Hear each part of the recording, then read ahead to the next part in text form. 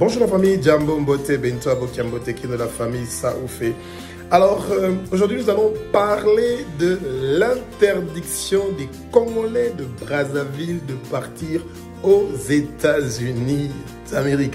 Alors, il y a une liste de 12 pays qui viennent d'être publiés, des pays qui ne vont plus recevoir des visas touristiques, les visas pour les visites de santé, les visas d'affaires, les visas d'études. Et bien, parmi ces pays-là, nous avons donc le Congo-Brazzaville qui fait partie de...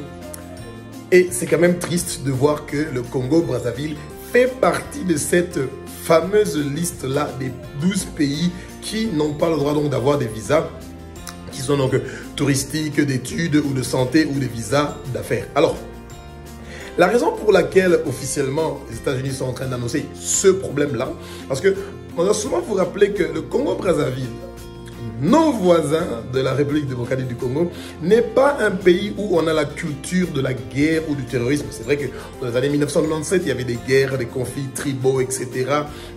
Mais cela ne veut pas dire que les Congolais de Brazzaville ont cette culture-là des sauvages et de barbarie.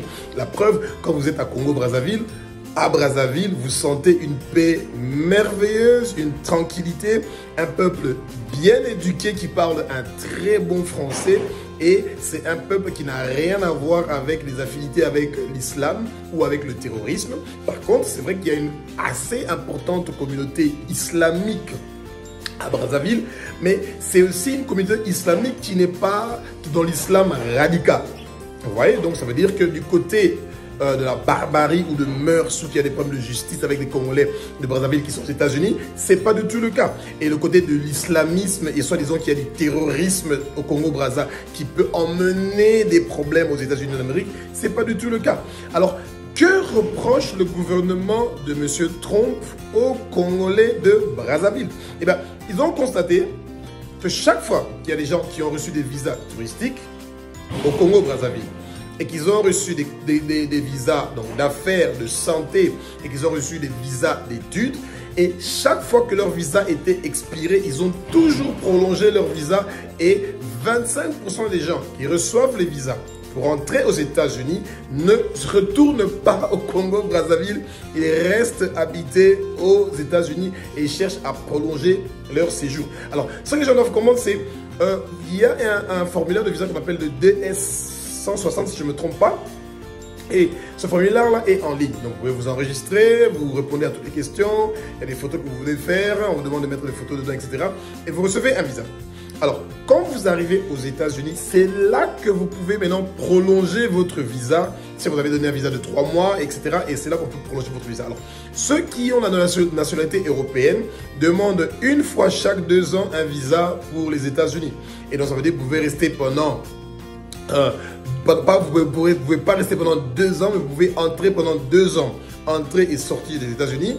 Mais si vous voulez rester et avoir un travail, etc., vous êtes obligé de demander un permis de travail. Alors, le Congo-Brazzaville a un autre souci que les Américains sont en train de le reprocher, notamment les problèmes de droits de l'homme.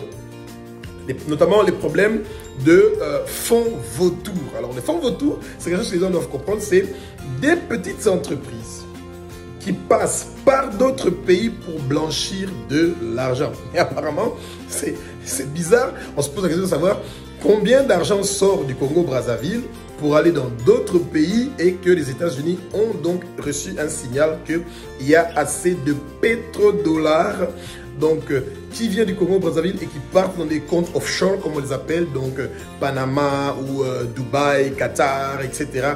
Et donc, ils ont tracé des transactions qui sont floues, qui sont en train de nous quitter Congo-Brazzaville par des compagnies offshore et de partir vers des pays qui sont donc étrangers. Alors donc, c'est bizarre que le nombre de gens qui sont impliqués par ces transactions-là illicites ou ces transactions-là qui sont donc illégales et que toute la population du Congo-Brazzaville est punie à cause de ces problèmes-là qui n'ont rien à voir avec donc tous les Congolais de Brazzaville. C'est juste un tout petit groupe de gens qui sont en train de bénéficier de ces choses-là. Et là, c'est tout d'un coup, c'est la majorité de la population de Congo-Brazzaville qui est en train de payer dans ces histoires-là.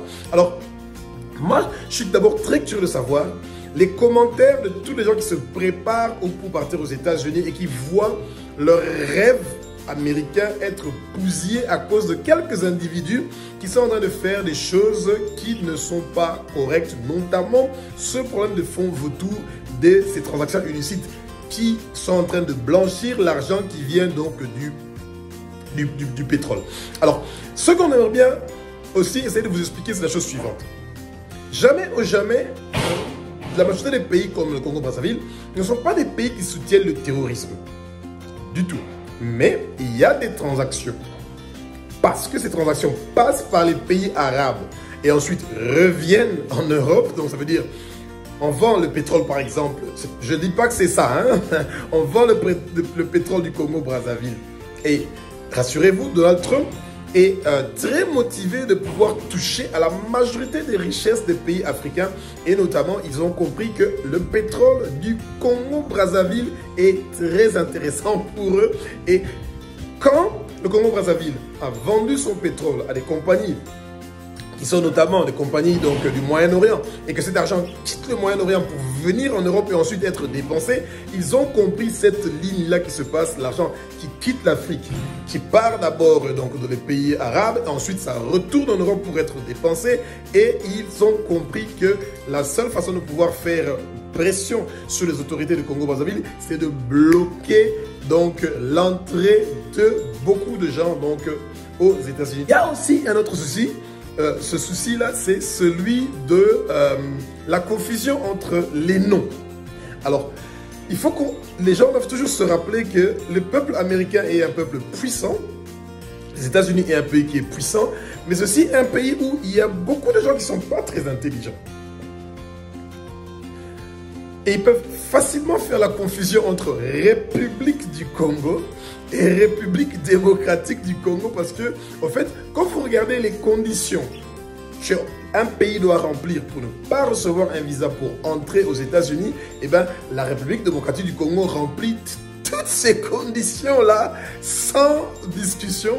Mais comme ils savent qu'ils sont en train de préparer un deal de minerais, des livraisons de livraison, exploitation des minéraux en échange de la paix en République démocratique du Congo, eh bien, ils ont jugé qu'ils ne vont pas interdire les Congolais d'entrer donc aux États-Unis. Une sorte de travel ban, ça veut dire que donc l'interdiction de voyager vers les États-Unis de certains pays, donc notamment les pays musulmans ou les pays qui ont des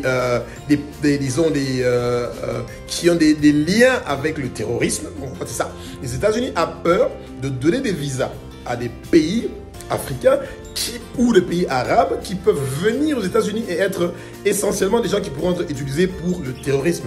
Et nous le savons, les Congolais de Brazzaville n'ont pas cette, disons, philosophie-là ou cette idée ou intuition de mœurs. C'est un peuple qui est pas occupé avec ces choses du terrorisme ou de religion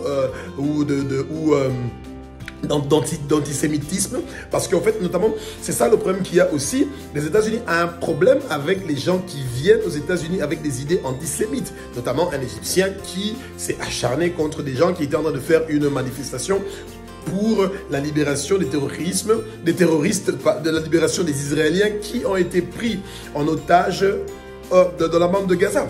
Vous voyez? Et les Africains n'ont rien à voir avec ces histoires-là, mais chaque fois, ils payent pour des erreurs commises par des gens. Alors, cette confusion-là entre République du Congo et République démocratique du Congo peut notamment être une erreur. Donc, nous espérons que les autorités de Congo-Brazzaville vont demander aux États-Unis d'Amérique de leur expliquer clairement s'ils ne sont pas en train de faire une confusion entre Congo-Brazzaville et Congo-Kinshasa. Et donc, nous espérons que il y aura une solution parce qu'en 2026, il y aura la Coupe du Monde de football qui aura lieu aux États-Unis, au Mexique et au Canada. Et ça serait bien que des ressortissants de la République du Congo puissent avoir des visas touristiques de partir regarder les matchs de football. C'est quand même bizarre qu'on appelle ça Coupe du Monde, mais il y a des pays qui n'ont pas le droit d'avoir des gens qui partent pour aller regarder la Coupe du Monde. C'est quand même très bizarre. Alors, les élections de 2026 du Congo-Brazzaville aussi est inclus dans ce projet-là. Et les États-Unis commencent déjà à faire pression sur les autorités de Congo-Brazzaville pour avoir un mot à dire sur ces élections parce qu'ils veulent un changement. Bon, vous savez, ils veulent un changement, mais ce n'est pas aux États-Unis de décider c'est quel président qui doit être réélu en Afrique ou dans le monde entier. Et bien, ça devrait surtout pas être le cas. Alors, moi, je suis très curieux de savoir qu'est-ce que la jeunesse de Congo-Brazzaville est en train de penser de cette injustice-là que les États-Unis est en train de faire envers notamment le Congo-Brazzaville et beaucoup d'autres pays africains qui sont concernés par ces problèmes-là. Et c'est vraiment triste et dommage. D'abord, ils avaient coupé les dons qui étaient donnés par l'USAID pour beaucoup de pays africains. Et maintenant, on commence à bannir certains pays africains de ne pas avoir l'autorisation d'entrer donc aux États-Unis, donc notamment le Congo-Brazzaville. Très bizarre. Est-ce que c'est pas la République démocratique du Congo qu'ils ont effectivement mélangé les choses? Je suis très curieux de savoir votre réaction que nous attendons. Textez et écrivez-nous des commentaires et nous sommes très curieux de savoir ce que vous en pensez. Merci.